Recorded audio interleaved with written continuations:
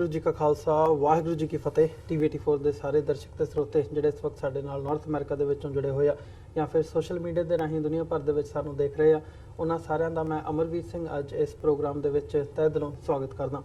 Viewers, ਅੱਜ ਅਸੀਂ ਇਹ ਖਾਸ ਪੇਸ਼ਕਸ਼ ਲੈ ਕੇ ਤੁਹਾਡੀ ਕਚਹਿਰੀ ਦੇ ਵਿੱਚ ਹਾਜ਼ਰ ਹੋਏ ਹਾਂ। ਵਿਸ਼ੇਸ਼ ਤੌਰ ਤੇ ਅੱਜ ਅਸੀਂ ਜਿਹੜੀ ਸਿੱਖਸ ਫॉर ਜਸਟਿਸ ਵੱਲੋਂ ਵੀਸਾ-ਵੀ ਰੈਫਰੈਂਡਮ ਫॉर ਖਾਲਿਸਤਾਨ ਦੀ ਜਿਹੜੀ ਮੁਹਿੰਮ ਹੈ ਇਹਦੇ ਬਾਰੇ ਗੱਲਬਾਤ ਕਰਾਂਗੇ। ਜਿਹੜੀਆਂ ਰੀਸੈਂਟ ਐਕਟੀਵਿਟੀਜ਼ ਨੇ, ਵਿਸ਼ੇਸ਼ ਤੌਰ ਤੇ ਜਦੋਂ ਇੱਥੇ ਹੁਣ ਅਸੀਂ ਇਹ ਜੂਨ ਦੇ ਮਹੀਨੇ ਦੇ ਵਿੱਚ ਦੇਖਿਆ, ਜਦੋਂ ਘੱਲੂਘਾਰਾ 1984 ਨੂੰ ਰੱਖ ਕੇ ਮੁੱਖ ਰੱਖਦਿਆਂ ਹੋਇਆਂ ਜਿਹੜੀ ਵਾਸ਼ਿੰਗਟਨ DC ਲਿੰਕਨ ਮੈਮੋਰੀਅਲ ਵਿਖੇ ਇੱਕ ਵੱਡੀ ਜਿਹੜੀ ਰੈਲੀ ਹੈ ਲਿੰਕਨ ਮੈਮੋਰੀਅਲ ਤੇ ਕੀਤੀ ਗਈ ਹੈ ਸਿੱਖਸ ਫॉर ਜਸਟਿਸ ਵੱਲੋਂ। ਬਾਕੀ ਜਥੇਬੰਦੀਆਂ ਤੇ ਗੁਰਦੁਆਰਾ ਸਾਹਿਬਾਨਾਂ ਦੀਆਂ ਜਿਹੜੀਆਂ ਗੁਰਦੁਆਰਾ ਕਮੇਟੀਆਂ ਨੇ ਉਹਨਾਂ ਦੇ ਸਹਿਯੋਗ ਦੇ ਨਾਲ ਇੱਕ ਵੱਡੀ ਜਿਹੜੀ ਰੈਲੀ ਹੈ ਉਹ ਕੀਤੀ ਗਈ ਹੈ ਤੇ ਇੱਕ ਸੈੱਟ ਕੀਤਾ ਗਿਆ ਕਿ ਜਿਹੜੇ ਸਿੱਖ ਹੈਗੇ ਆ, ਖਾਸ ਤੌਰ ਤੇ ਡਾਇਸਪੋਰਾ ਸਿੱਖ, ਉਹ ਖਾਲਿਸਤਾਨ ਦੀ ਆਜ਼ਾਦੀ ਜਿਹੜੀ ਹੈ ਉਹਦੇ ਤੱਕ ਆਪਣੀ ਜਿਹੜੀ ਜੱਦੋ-ਜਹਿਦ ਹੈ ਉਹ ਜਾਰੀ ਰੱਖਣਗੇ।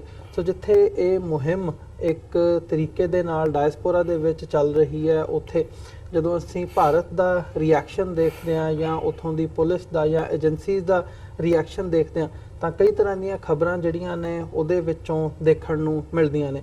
ਪਿੱਛੇ ਜੇ ਅਸੀਂ ਦੇਖਦੇ ਹਾਂ, ਭਾਵੇਂ ਉਹ ਗੁਰਪਤਵੰਤ ਸਿੰਘ ਪੰਨੂ ਜਿਹੜੇ ਕਿ ਲੀਗਲ ਐਡਵਾਈਜ਼ਰ ਨੇ ਸਿੱਖਸ ਫॉर ਜਸਟਿਸ ਦੇ, ਉਹਨਾਂ ਦੇ ਖਿਲਾਫ ਇੰਟਰਪੋਲ ਵੱਲੋਂ ਵਾਰੰਟ ਜਾਰੀ ਕਰਨ ਦੀ ਗੱਲ ਹੋਵੇ ਜਾਂ ਪੰਜਾਬ ਪੁਲਿਸ ਦੇ ਜਿਹੜੇ ਅਧਿਕਾਰੀ ਨੇ, ਆਫੀਸ਼ੀਅਲਸ ਨੇ, ਉਹਨਾਂ ਵੱਲੋਂ ਇਕੱਠੇ ਹੋ ਕੇ ਇੰਡੀਅਨ ਗਵਰਨਮੈਂਟ ਤੱਕ ਪਹੁੰਚ ਕਰਨ ਦੀ ਗੱਲ ਹੋਵੇ ਕਿ ਗੁਰਪਤਵੰਤ ਸਿੰਘ ਪੰਨੂ ਦੇ ਖਿਲਾਫ ਜਿਹੜੀ ਕਾਨੂੰਨੀ ਕਾਰਵਾਈ ਹੈ ਉਹ ਕੀਤੀ ਜਾਵੇ ਇੰਟਰਨੈਸ਼ਨਲ ਲੈਵਲ ਤੇ ਰੀਸੈਂਟਲੀ ਜੇ ਦੇਖਣਾ ਹੋਵੇ ਤਾਂ ਗੁਰਪਤਵੰਤ ਸਿੰਘ ਪੰਨੂ ਦੇ ਖਿਲਾਫ ਇਹ ਇੰਡੀਅਨ ਮੀਡੀਆ ਦੇ ਵਿੱਚ ਐਲੀਗੇਸ਼ਨ ਲਾਇਆ ਗਿਆ। ਇਹ ਗੱਲ ਕਹੀ ਗਈ ਹੈ ਕਿ ਸੰਨ 2000 ਦੇ ਵਿੱਚ ਉਹਨਾਂ ਨੂੰ ਬਰਤਾਨੀਆ ਦੇ ਵਿੱਚ ਅਰੈਸਟ ਕੀਤਾ ਗਿਆ ਸੀ ਜਦੋਂ ਕਿ ਉਹ ਪਾਕਿਸਤਾਨ ਤੋਂ ਹਥਿਆਰਾਂ ਦੀ ਟ੍ਰੇਨਿੰਗ ਲੈ ਕੇ ਵਾਇਆ ਜਰਮਨੀ ਬਰਤਾਨੀਆ ਪਹੁੰਚੇ ਸੀ ਤੇ ਕਈ ਜਿਹੜੇ ਮਹੀਨੇ ਹੈਗੇ ਆ ਉੱਥੇ ਉਹਨਾਂ ਨੂੰ ਅਰੈਸਟ ਰੱਖਿਆ ਗਿਆ ਸੀ। ਸੋ ਇੱਦਾਂ ਦੀ ਜਿਹੜੀ ਕੈਂਪੇਨ ਹੈ ਉਹ ਸਿੱਖਸ ਫॉर ਜਸਟਿਸ ਦੇ ਖਿਲਾਫ, ਤੇ ਜਦੋਂ ਅਸੀਂ ਓਵਰਆਲ ਖਾਲਿਸਤਾਨ ਦੀ ਇਸ ਆਜ਼ਾਦੀ ਦੀ ਲਹਿਰ ਦੀ ਗੱਲ ਕਰਦੇ ਹਾਂ, ਇਹਨੂੰ ਟੈਰਰਿਜ਼ਮ ਦੇ ਨਾਲ ਜੋੜਨਾ, ਪਾਕਿਸਤਾਨ ਦੇ ਨਾਲ ਜੋੜ ਕੇ, ISI ਦੇ ਨਾਲ ਜੋੜ ਕੇ ਇੰਟਰਨੈਸ਼ਨਲੀ ਇਹਨੂੰ ਟੈਰਰਿਜ਼ਮ ਦੇ ਖਾਤੇ ਵਿੱਚ ਪਾਉਣ ਦੀ ਇੱਕ ਜਿਹੜੀ ਮੁਹਿੰਮ ਹੈ ਉਹ ਦੇਖਣ ਨੂੰ ਮਿਲ ਰਹੀ ਹੈ। ਸੋ ਸਿੱਖਸ ਫॉर ਜਸਟਿਸ ਦੇ ਜਿਹੜੇ ਐਕਟਿਵਿਸਟ ਨੇ ਸਰਦਾਰ ਜਗਦੀਪ ਸਿੰਘ, ਉਹ ਅੱਜ ਸਾਡੇ ਨਾਲ ਇੱਥੇ ਸਟੂਡੀਓ ਦੇ ਵਿੱਚ ਮੌਜੂਦ ਨੇ।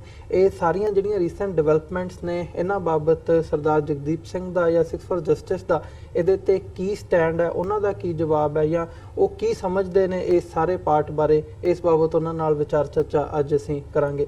ਜਗਦੀਪ ਸਿੰਘ ਜੀ, ਤੁਹਾਡਾ ਸਵਾਗਤ ਹੈ। ਵਾਹਿਗੁਰੂ ਜੀ ਕਾ ਖਾਲਸਾ ਵਾਹਿਗੁਰੂ ਜੀ ਕੀ ਫਤਿਹ ਜੀ। ਵਾਹਿਗੁਰੂ ਜੀ ਕਾ ਖਾਲਸਾ ਵਾਹਿਗੁਰੂ ਜੀ ਕੀ ਫਤਿਹ। TV84 ਦੇ ਸਾਰੇ ਵਿਊਅਰਸ ਨੂੰ ਵੀ ਵਾਹਿਗੁਰੂ ਜੀ ਕਾ ਖਾਲਸਾ ਵਾਹਿਗੁਰੂ ਜੀ ਕੀ ਫਤਿਹ ਜੀ।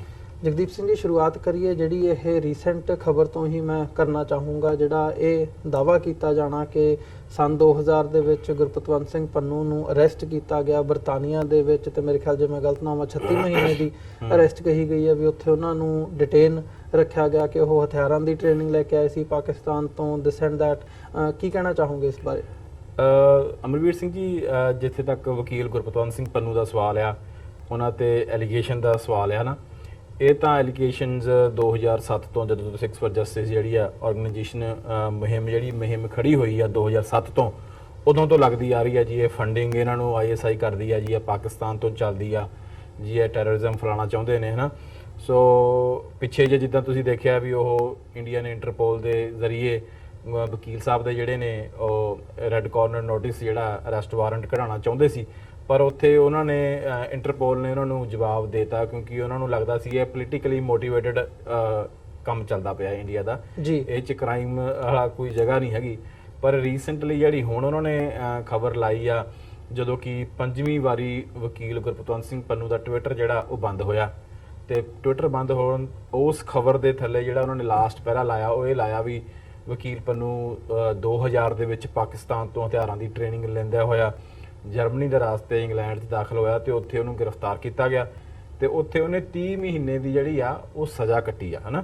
30 ਮਹੀਨੇ ਦੀ ਸਜ਼ਾ। ਹੁਣ ਗੱਲ ਤਾਂ ਇਹ ਆ ਵੀ ਜਦੋਂ ਇਹ ਖਬਰ ਲੱਗੀ ਆ, ਹੈ ਤਾਂ ਸਾਰਾ ਝੂਠਾ ਆ, ਕਿਉਂਕਿ American citizen Gurpatwant Singh Pannu, America ਦੀ ਏਜੰਸੀਆਂ ਨੂੰ ਵੀ ਪਤਾ ਵੀ ਇੱਥੇ ਉਹ ਸੰਨ 2000 ਤੋਂ ਲੈ ਕੇ ਸੰਨ 2003 ਤੱਕ ਨਿਊਯਾਰਕ ਦੇ ਜਿਹੜਾ ਲਾਅ ਕਾਲਜ ਆ ਉਹ 'ਚ ਉਹਨਾਂ ਨੇ ਲਾਅ ਦੀ ਡਿਗਰੀ ਲਈ ਆ, ਤੇ 2003 ਦੇ ਵਿੱਚ ਜਿਹੜਾ ਉਹ ਵਕੀਲ ਦੀ ਉਹਨਾਂ ਨੇ ਸਹੁੰ ਚੱਕੀ ਆ। ਤੇ ਈਵਨ ਕਿ ਇੰਗਲੈਂਡ ਦੀ ਸਰਕਾਰ ਨੂੰ ਵੀ ਪਤਾ ਵੀ ਇਦਾਂ ਦਾ ਸ਼ਖਸ, ਇਸ ਨਾਮ ਦਾ ਸ਼ਖਸ ਸਾਡੀ ਜੇਲ੍ਹਾਂ 'ਚ ਤਾਂ 30 ਮਹੀਨੇ ਰਿਹਾ ਕੋਈ ਨਹੀਂ ਜੀ। ਪਰ ਉਹਦੇ 'ਚ ਨਿਕਲ ਕੇ ਆ ਜਾਂਦਾ ਵੀ ਦੇਖੋ ਉਹਨਾਂ ਨੂੰ ਵੀ ਪਤਾ ਉਹਨਾਂ ਨੇ ਬਲਫ ਮਾਰੀ ਆ, ਉਹਨਾਂ ਨੇ ਝੂਠ ਬੋਲਿਆ ਬਾਊਆਂ ਨੇ, ਉਹਨਾਂ ਨੂੰ ਕਿਤੇ ਨਾ ਕਿਤੇ ਇਸ ਚੀਜ਼ ਦਾ ਨੁਕਸਾਨ ਤਾਂ ਹੋਣਾ ਗਵਰਨਮੈਂਟ ਲੈਵਲ ਦੇ ਉੱਤੇ, ਹੈ ਨਾ, ਵੀ ਉਹਨਾਂ ਦੀ ਜਿਹੜੀ ਇਮੇਜ ਪਹਿਲਾਂ ਹੀ ਡੈਂਟ ਬਲਿਆ ਉਹ ਹੋਰ ਡੈਂਟ ਡੂੰਘਾ ਹੋ ਜਾਣਾ ਜਦੋਂ ਅਮਰੀਕਨਜ਼, ਕੈਨੇਡੀਅਨਜ਼, ਦਾ ਯੂਕੇ ਅਥਾਰਟੀਜ਼ ਨੂੰ ਉਹਨਾਂ ਨੂੰ ਤਾਂ ਪਤਾ ਆ ਵੀ ਇਹ ਸਾਡਾ ਸਿਟੀਜ਼ਨ ਆ ਤੇ ਇੱਥੇ ਕਿਸੇ ਵੀ ਕ੍ਰਾਈਮ ਦੇ ਵਿੱਚ ਕਿਸੇ ਵੀ ਚੀਜ਼ 'ਚ ਇਹਨੂੰ ਜੇਲ੍ਹ ਨਹੀਂ ਹੋਈ ਹੈਗੀ, ਹੈ ਨਾ। ਤੇ ਉਹਨਾਂ ਨੇ ਉਹਨਾਂ ਦੀਆਂ ਅਗਲੀਆਂ ਜਿਹੜੀਆਂ ਗੱਲਾਂ ਨੇ ਕਿਸੇ ਤੇ ਵੀ ਪਹਿਲਾਂ ਤਾਂ ਉਹਨਾਂ ਨੇ 2007 ਤੋਂ ਕਿਸੇ ਗੱਲ ਤਾਂ ਯਕੀਨ ਕੀਤਾ ਹੀ ਨਹੀਂ ਤੇ ਨਾ ਉਹਨਾਂ ਨੇ ਅੱਗੇ ਤੋਂ ਕਰਨਾ।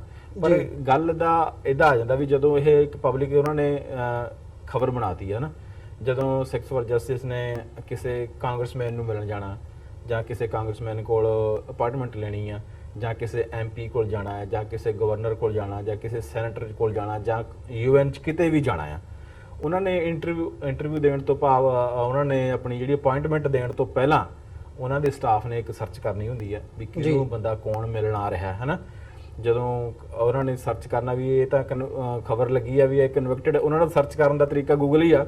ਉਹਨਾਂ ਨੇ ਗੂਗਲ ਤੇ ਦੇਖਣਾ ਇਹਦਾ ਰੈਕਡ ਕੀ ਆ, ਕਿਉਂਕਿ ਉਹਨਾਂ ਕੋਲ ਕਿਹੜਾ ਗਵਰਨਮੈਂਟ ਦਾ ਕੋਈ ਪੁਲਿਸ ਦਾ ਡਾਟਾਬੇਸ ਹੈਗਾ ਜੀ ਜੋ ਸਰਚ ਕਰਕੇ ਦੇਖਣਗੇ। ਉਹਨਾਂ ਨੇ ਤਾਂ ਪਬਲਿਕ ਰੈਕਡ ਦੇਖਣਾ ਆ ਜਿਹੜਾ ਗੂਗਲ ਤੇ ਪਿਆ ਆ, ਤੇ ਉਹਨਾਂ ਨੇ ਉੱਥੇ ਖਬਰ ਛਪੀ ਹੋਵੇ ਵੀ ਉਹ ਕਨਵਿਕਟਡ ਟੈਰਰਿਸਟ ਆ ਤੇ ਕਿਸੇ ਨੇ ਵੀ ਮਤਲਬ ਹਾਮੀ ਨਹੀਂ ਭਰਨੀ ਵੀ ਅਸੀਂ ਇਸ ਸ਼ਖਸ ਨਾਲ ਮੁਲਾਕਾਤ ਕਰੀਏ ਜਾਂ ਇਸ ਬੰਦੇ ਨਾਲ, ਹੈ ਨਾ। ਸੋ ਤੁਸੀਂ ਸਮਝਦੇ ਹੋ ਕਿ ਜਿਹੜਾ ਇਹ ਖਬਰ ਲਾਉਣ ਦਾ ਜਾਂ ਇਹ ਦਾਅਵਾ ਕਰਨ ਦਾ ਮਕਸਦ ਜਿਹੜਾ ਹੈ ਉਹ ਇਹ ਹੈ, ਹਾਂ, ਵੀ ਤੁਸੀਂ ਕਿਸੇ ਸਰਕਾਰੀ ਦਰਬਾਰੇ ਕਿਤੇ ਵੀ ਜਾਵੋ ਤਾਂ ਅਗਲਾ ਪਹਿਲਾਂ ਹੀ ਤੁਹਾਨੂੰ ਮੋੜ ਦੇਵੇ। ਪਰ ਪਿੱਛੇ ਵੀ ਉਹ ਫੇਲ ਹੋਏ ਨੇ ਇਦਾਂ ਦੀਆਂ, ਕਿਉਂਕਿ 2007 ਤੋਂ ISI ਦਾ, ਟੈਰਰਿਜ਼ਮ ਦਾ, ਅੱਤਵਾਦ ਦਾ, ਫੰਡਿੰਗ ਦਾ ਉਦੋਂ ਵੀ ਖਬਰਾਂ ਛਪਦੀਆਂ ਸੀਗੀਆਂ, ਹੈ ਨਾ। ਉਹਨਾਂ ਦਾ ਵੀ ਕੋਈ ਅਸਰ ਕਿਤੇ ਵੀ ਨਹੀਂ ਹੋਇਆ ਜਿਹਨੂੰ ਆਪਾਂ ਹੁਣ ਤੱਕ ਲੌਬੀਜ਼ ਕੀਤੀਆਂ ਨੇ, ਮਿਲ ਕੇ ਆਏ ਲੋਕਾਂ ਨੂੰ, ਕਾਂਗਰਸਮੈਨਾਂ ਨੂੰ, ਸੈਨੇਟਰਸ ਨੂੰ, ਲੈਟਰਸ ਵੀ ਲਿਖਾਏ ਨੇ, ਕੰਪੇਨ ਵੀ ਕੀਤੀ ਆ ਤੇ ਅੱਗੇ ਵੀ ਇਸ ਚੀਜ਼ ਦਾ ਜਿਹੜਾ ਅਸਰ ਨਹੀਂ ਹੋਣਾ। ਪਰ ਇਹਨਾਂ ਦਾ ਅਸਰ ਉਹਨਾਂ ਦੇ ਉੱਤੇ ਪੁੱਠਾ ਪੈਣਾ ਹੈ ਵੀ ਜਦੋਂ ਉਹਨਾਂ ਨੇ ਅੱਗੇ ਤੋਂ ਕੋਈ ਵੀ ਕਮਿਊਨੀਕ ਜਦੋਂ US ਗਵਰਨਮੈਂਟ ਨਾਲ ਕਰਨੀ ਆ ਜਾਂ ਇੰਡੀਅਨ UK ਦੀ ਗਵਰਨਮੈਂਟ ਨਾਲ ਜਾਂ ਕੈਨੇਡੀਅਨ ਗਵਰਨਮੈਂਟ ਨਾਲ ਕਰਨੀ ਆ, ਉਹਨਾਂ ਨੇ ਕਹਿਣਾ ਜੀ ਇਹ ਤਾਂ ਪੈਰ ਤੇ ਝੂਠ ਬੋਲਦੇ ਨੇ ਵੀ ਇਹਨਾਂ ਦਾ ਉਹ ਤਾਂ ਸੱਚੇ ਆ, ਆਪਾਂ ਤਾਂ ਪਹਿਲਾਂ ਤੋਂ ਕਹਿੰਦੇ ਆ ਰਹੇ ਵੀ ਝੂਠ ਬੋਲਦੇ ਨੇ। ਹੁਣ ਉਹਨਾਂ ਨੂੰ ਪੱਕੇ ਸਬੂਤ ਉਹਨਾਂ ਨੂੰ ਮਿਲ ਜਾਣਗੇ ਵੀ ਇਹ ਤਾਂ ਸ਼ਰੇਆਮ ਹੀ ਜਿਹੜਾ ਇਹ ਝੂਠ ਬੋਲਣ ਲੱਗੇ ਨੇ ਜੀ। ਤੇ ਇਹਦੇ ਵਿੱਚ ਜਿਵੇਂ ਪਿਛਲੇ ਹਫ਼ਤਿਆਂ ਦੇ ਵਿੱਚ ਜਦੋਂ ਅਸੀਂ ਦੇਖਿਆ ਸਿਕਸ ਫॉर ਜਸਟਿਸ ਵੱਲੋਂ ਇਹ ਗੱਲ ਐਲਾਨੀਆ ਤੌਰ ਤੇ ਕਹੀ ਗਈ ਸੀ ਕਿ ਕੋਈ ਵੀ ਜਿਹੜੇ ਅਧਿਕਾਰੀ ਹੈਗੇ ਆ ਜਿਨ੍ਹਾਂ ਦੀ ਇਨਵੋਲਵਮੈਂਟ ਪੁਲਿਸ ਅਟਰੋਸਿਟੀਜ਼ ਦੇ ਵਿੱਚ ਪਿੱਛੇ ਪੰਜਾਬ ਦੇ ਵਿੱਚ ਰਹੀ ਹੈ, ਉਹਦੇ ਵਿੱਚ ਸੁਮੇਧ ਸੈਣੀ, ਸੁਰੇਸ਼ ਅਰੋੜਾ, DGP ਦਿਨਕਰ ਗੁਪਤਾ, ਇਹਨਾਂ ਦੇ ਨਾਲ ਹੋਰ ਜਿਹੜੇ ਪੁਲਿਸ ਅਧਿਕਾਰੀ ਹੈਗੇ ਆ ਉਹਨਾਂ ਦੇ ਨਾਮ ਸ਼ਾਮਲ ਨੇ ਵੀ ਇਹ ਜੇ ਬਾਹਰਲੀ ਧਰਤੀ ਦੇ ਵਿੱਚ ਆਉਣ, ਯੂਰਪ ਦੇ ਵਿੱਚ ਆਉਣ ਜਾਂ ਨਾਰਥ ਅਮਰੀਕਾ ਦੇ ਵਿੱਚ ਆਉਣ ਤਾਂ ਸਿਕਸ ਫॉर ਜਸਟਿਸ ਉਹਨਾਂ ਨੂੰ ਲੀਗਲ ਨੋਟਿਸ ਦੇਵੇਗੀ। ਇੱਕ ਤਾਂ ਇਹ ਤੁਹਾਡਾ ਦਾਅਵਾ ਹੈ ਤੇ ਦੂਜੇ ਪਾਸੇ ਮਤਲਬ ਕਿ ਇਸ ਸਾਰੇ ਪਾਰਟ ਦੇ ਵਿੱਚ ਇਹ ਜਿਹੜੀ ਕੈਂਪੇਨ ਹੈ ਜਾਂ ਇਹ ਮੱਡ ਸਲਿੰਗਿੰਗ ਹੈ, ਉਧਰੋਂ ਫਿਰ ਬਿਆਨਬਾਜ਼ੀ ਹੁੰਦੀ ਹੈ, ਫਿਰ ਇਧਰੋਂ ਕੋਈ ਨਾ ਕੋਈ ਜਿਹੜਾ ਮੂਵ ਹੈਗਾ ਉਹ ਚੁੱਕਿਆ ਜਾਂਦਾ, ਇਹਦਾ ਵੀ ਰੋਲ ਦੇਖਦੇ ਹੋ ਸਾਰੇ ਪਾਰਟ ਦੇ ਵਿੱਚ? ਦੇਖੋ, ਜਿੱਥੇ ਤੱਕ ਤੁਹਾਡਾ ਪਹਿਲਾ ਸਵਾਲ ਸੀਗਾ ਵੀ ਜਿਹੜੇ ਅਫੀਸ਼ੀਅਲਸ ਨੇ, ਜਿਹੜੇ ਦਾਗੀ ਅਫੀਸ਼ੀਅਲਸ ਨੇ ਜਿਨ੍ਹਾਂ ਨੇ ਜੈਨੋਸਾਈਡ ਕੀਤੀ ਆ ਨਾ, ਜਿਵੇਂ ਕਿ SSP ਸੋਲ ਵੀ ਇੱਥੇ ਕੈਲੀਫੋਰਨੀਆ ਆਇਆ ਸੀ, ਇਵਨ ਕਿ ਇੰਡੀਅਨ ਕੋਰਟਸ ਨੇ ਉਹਨੂੰ ਉੱਥੇ ਗਿਲਟੀ ਹੋਇਆ, ਕੋਰਟ ਦੇ ਵਿੱਚ ਗਿਲਟੀ ਹੋਇਆ SSP ਸੋਲ ਜੀ। ਤੇ ਜਦੋਂ ਤੁਸੀਂ ਅਮਰੀਕਾ ਦਾ ਵੀਜ਼ਾ ਲੈਂਦੇ ਹੋ ਜਾਂ ਕਿਸੇ ਹੋਰ ਕੰਟਰੀ ਦਾ ਵੀਜ਼ਾ ਲੈਂਦੇ ਹੋ, ਉਹ 'ਚ ਬਕਾਇਦਾ ਇੱਕ ਖਾਨਾ ਹੁੰਦਾ ਆ ਜਿਹ 'ਚ ਪੁੱਛਿਆ ਜਾਂਦਾ ਵੀ ਤੁਹਾਡੀ ਕਿਤੇ ਕੇਸ ਤਾਂ ਨਹੀਂ ਚੱਲਦੀ, ਤੁਹਾਡਾ ਕਿਤੇ ਮਤਲਬ ਨਾ ਕੋਰਟ 'ਚ ਪੈਂਡਿੰਗ ਕੇਸਿਸ ਤਾਂ ਨਹੀਂ ਹੈਗੇ। ਉੱਥੇ ਉਹ ਨੋ ਕਰ ਦਿੰਦੇ ਨੇ ਕਿਉਂਕਿ ਕਈ ਵਾਰੀ ਉਹ ਵੀ ਅਮਰੀਕਨਸ ਵੀ ਮਤਲਬ ਹਾਈ ਅਫੀਸ਼ੀਅਲਸ ਨੂੰ ਦੇਖ ਕੇ ਉਹ ਵੀ ਸਰਚ ਨਹੀਂ ਕਰਦੇ ਜਾਂ ਲੱਭਣ ਦੀ ਕੋਸ਼ਿਸ਼ ਨਹੀਂ ਕਰਦੇ ਵੀ ਹੈ ਕਿ ਨਹੀਂ ਹੈ, ਉਹ ਵੀ ਅਣਗੌਲਿਆ ਕਰ ਦਿੰਦੇ ਨੇ। ਪਰ ਇਹ ਆਪਾਂ ਨੇ ਗਵਰਨਮੈਂਟ ਕਮਿਊਨੀਕ ਵੀ ਕੀਤੀ ਆ ਵੀ ਇਹ ਤਾਂ ਇੰਡੀਅਨ ਕੋਰਟ ਨੇ ਕਨਵਿਕਟਡ ਕੀਤਾ ਆ ਤੇ ਅਮਰੀਕਾ ਦਾ ਕਾਨੂੰਨ ਤਾਂ ਇਹ ਕਹਿੰਦਾ ਵੀ ਫੋਰਗੇਟ ਅਬਾਊਟ ਤੁਸੀਂ ਗਿਲਟੀ ਹੋਏ ਹੋ। ਜੇ ਤੁਹਾਡੇ ਤੇ ਐਲੀਗੇਸ਼ਨ ਹਿਊਮਨ ਰਾਈਟਸ ਦਾ ਲੱਗਦਾ ਆ ਤਾਂ ਵੀ ਤੁਸੀਂ ਅਮਰੀਕਾ ਦੀ ਧਰਤੀ ਦੇ ਉੱਤੇ ਜਿਹੜਾ ਤੁਹਾਨੂੰ ਐਂਟਰੀ ਨਹੀਂ ਹੈਗੀ। ਪਰ ਉਹਦੇ ਆਪਾਂ ਕਮਿਊਨੀਕ ਵੀ ਭੇਜੀ ਆ ਤੇ ਉਹਦੇ ਛੇਤੀ ਹੀ ਜਿਹੜੇ ਨੇ ਚੰਗੇ ਰਿਜ਼ਲਟ ਜਿਹੜੇ ਮਿਲਣ ਨੂੰ ਆਪਾਂ ਨੂੰ ਦੇਖਣਗੇ, ਕਿਉਂਕਿ ਗਵਰਨਮੈਂਟ ਲੈਵਲ ਦਾ ਕੰਮ ਹੁੰਦਾ। ਸਰਕਾਰੀ ਜਿਹੜਾ ਕੰਮ ਆ ਇਹਦੀ ਜਿਹੜੀ ਸਪੀਡ ਥੋੜੀ ਸਲੋ ਹੁੰਦੀ ਆ ਜੀ, ਪਰ ਜਦੋਂ ਹੁੰਦੀ ਆ ਤੇ ਬੜੀ ਸਟਰੋਂਗ ਹੁੰਦੀ ਆ ਤੇ ਬੜੀ ਸਖਤ ਹੁੰਦੀ ਆ। ਸੋ ਕੋਈ ਵੀ ਅਧਿਕਾਰੀ ਜਿਹਨੇ ਆਪਣਾ ਜੈਨੋਸਾਈਡ ਕੀਤੀ ਆ, ਕਿਲਿੰਗਸ ਕੀਤੀਆਂ ਨੇ, ਉਹਨੂੰ ਕਾਨੂੰਨ ਦੇ ਦਾਇਰੇ ਦੇ ਵਿੱਚ ਜਿਹੜਾ ਕਦੇ ਵੀ ਜਿੱਥੇ ਤੱਕ ਉਹ ਵਸ ਚੱਲਦਾ ਉਹ ਜ਼ਰੂਰ ਖੜਾ ਕੀਤਾ ਜਾਵੇਗਾ।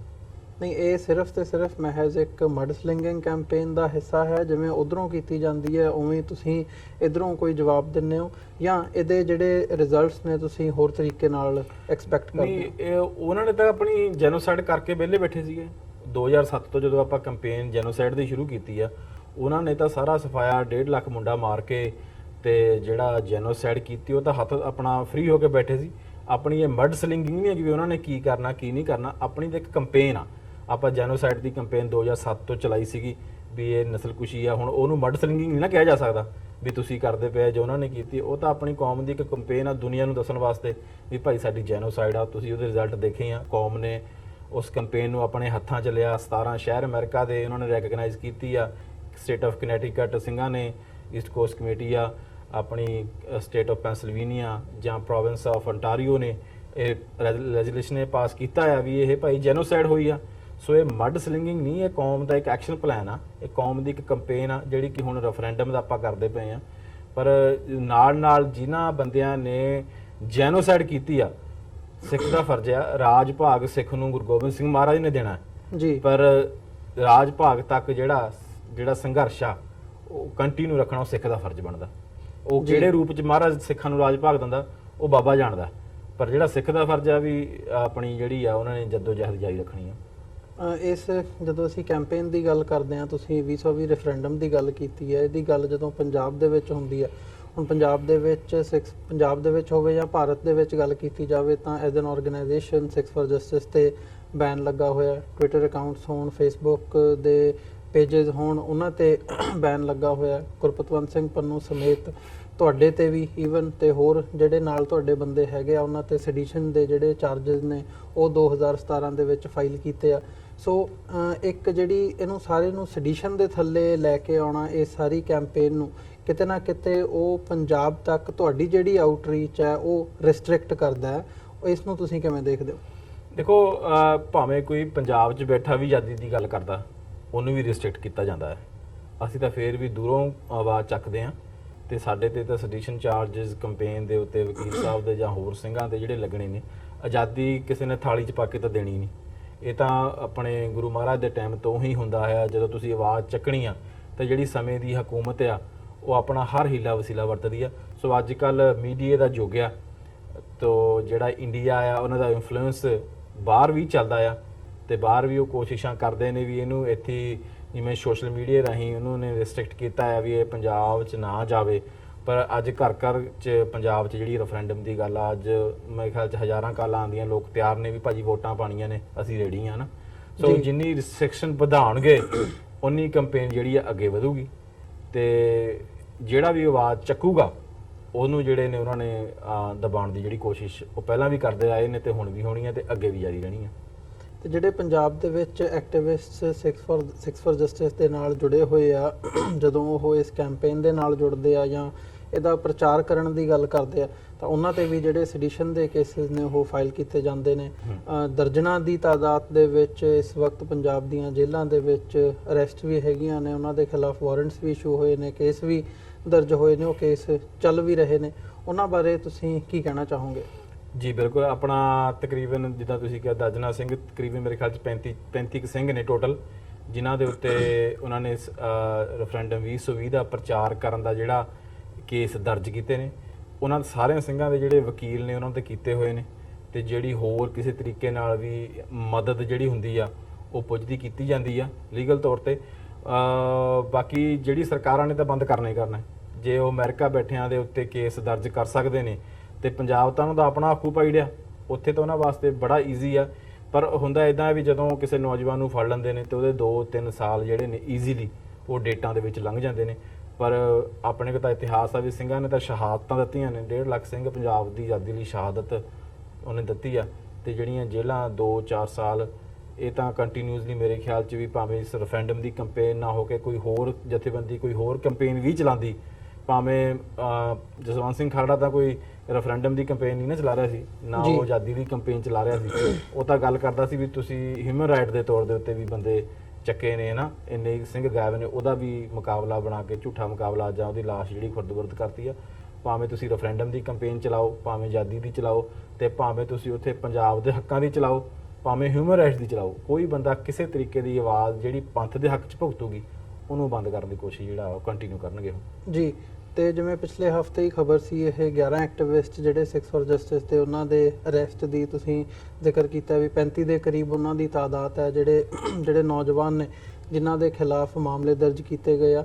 ਕੀ ਇਹਨਾਂ ਦੀ ਜਿਹੜੀ ਲੀਗਲ ਪੈਰਵਾਈ ਹੈ ਉੱਥੇ ਇੰਡੀਅਨ ਕੋਰਟਸ ਦੇ ਵਿੱਚ, ਉਹ ਪੰਜਾਬ ਦੇ ਵਿੱਚ ਹੋਣ ਜਾਂ ਪੰਜਾਬ ਤੋਂ ਬਾਹਰ ਹੋਵੇ, ਕੀ ਉਹਦੇ ਵਿੱਚ ਸਿਕਸ ਫॉर ਜਸਟਿਸ ਵੱਲੋਂ ਮਦਦ ਕੀਤੀ ਜਾਂਦੀ ਹੈ ਜਾਂ ਕੋਈ ਹੋਰ ਆਰਗੇਨਾਈਜੇਸ਼ਨ ਉਹਦੇ ਵਿੱਚ ਸਿਕਸ ਫॉर ਜਸਟਿਸ ਵੱਲੋਂ ਇਦਾਂ ਹੈ ਵੀ ਜਿਹੜੇ ਸਿੰਘਾਂ ਨੇ ਕੋਈ ਵੀ ਵਕੀਲ ਕਰਨਾ ਹੋਵੇ ਉਹਦਾ ਵਕੀਲ ਕਰ ਦਿੱਤਾ ਜਾਂਦਾ ਹੈ।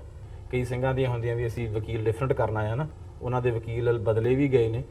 ਤੇ ਬਾਕੀ ਸਿੱਖ ਰਿਲੀਫ ਜਿਹੜੀ ਆ UK ਤੋਂ, ਉਹ ਜਿੰਨੀ ਕੁ ਸਰਦੀ ਬਣਦੀ ਉਹ ਉਹਨਾਂ ਦੀ ਮਦਦ ਕਰਦੇ ਨੇ। ਸੋ ਹਰ ਇੱਕ ਪੱਖ ਤੋਂ ਜਿੰਨੀ ਕੁ ਹੋ ਸਕਦੀ ਆ ਹਰੇਕ ਦੀ ਮਦਦ ਕਰੀਦੀ ਹੈ।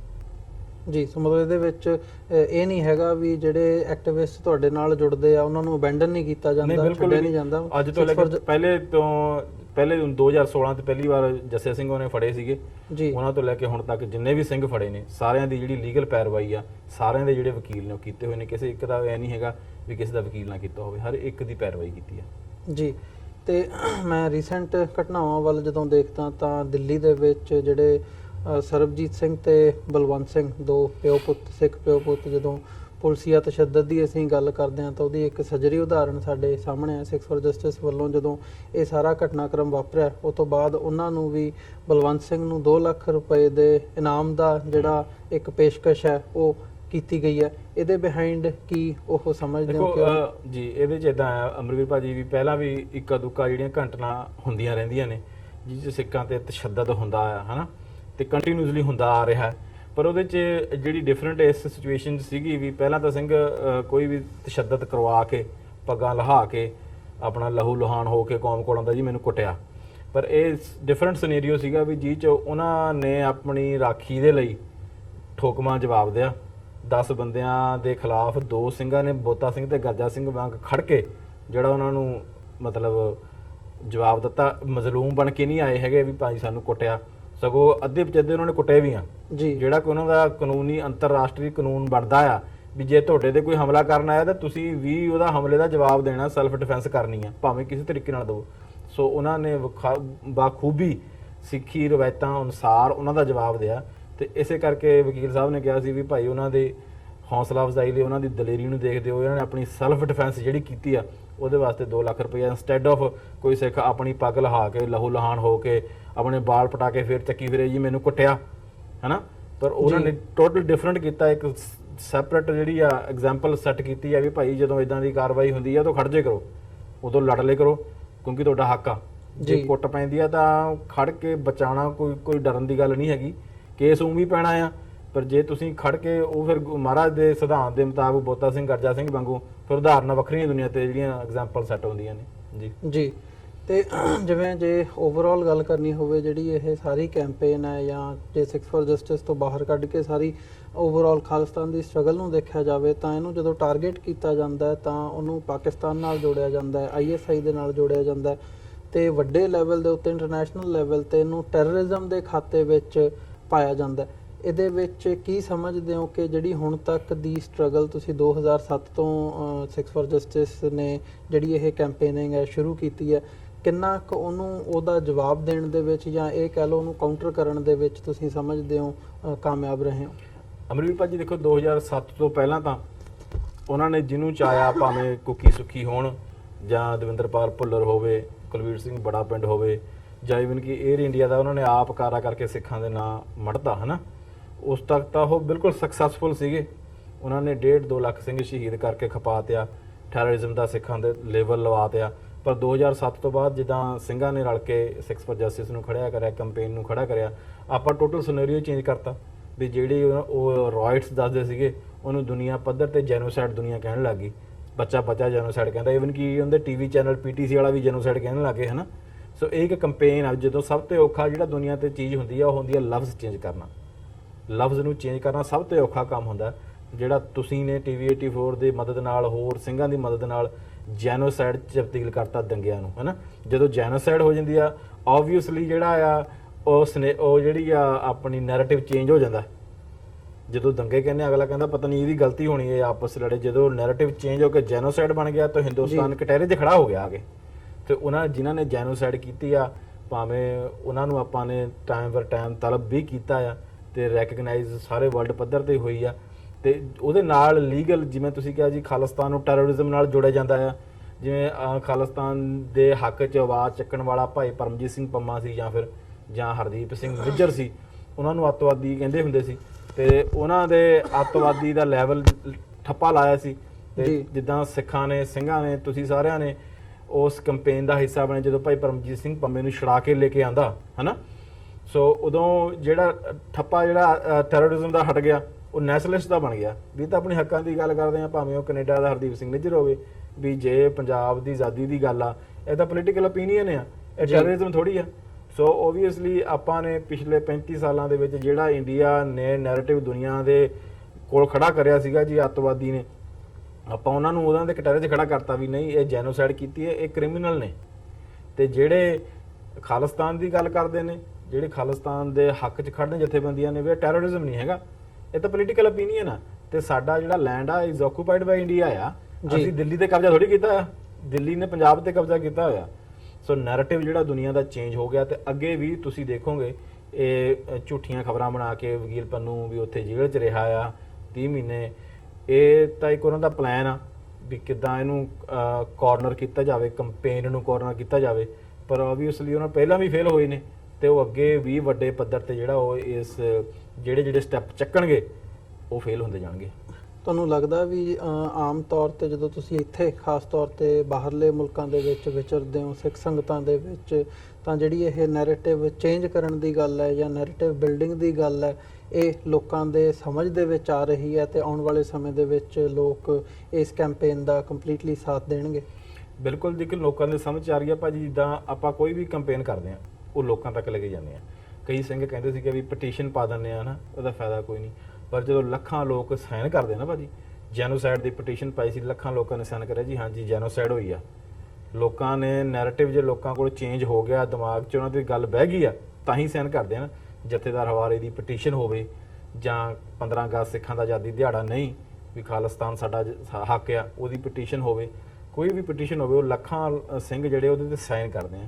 ਸੋ ਆਲਰੇਡੀ ਉਹਨਾਂ ਦਾ ਜਿਹੜਾ ਨੈਰੇਟਿਵ ਉਹਨਾਂ ਨੇ ਮੰਨ ਚੁੱਕੇ ਨੇ, ਉਹਨਾਂ ਦਾ ਚੇਂਜ ਹੋ ਚੁੱਕਾ ਵੀ ਜਿਹੜਾ ਕਾਨੂੰਨੀ ਦਾਇਰੇ 'ਚ ਰਹਿ ਕੇ ਖਾਲਿਸਤਾਨ ਦੀ ਗੱਲ ਕਰਨਾ ਕੋਈ ਜ਼ੁਰਮ ਨਹੀਂ ਹੈਗਾ, ਇਹਦਾ ਹੱਕ ਆ ਜੀ। ਜੀ।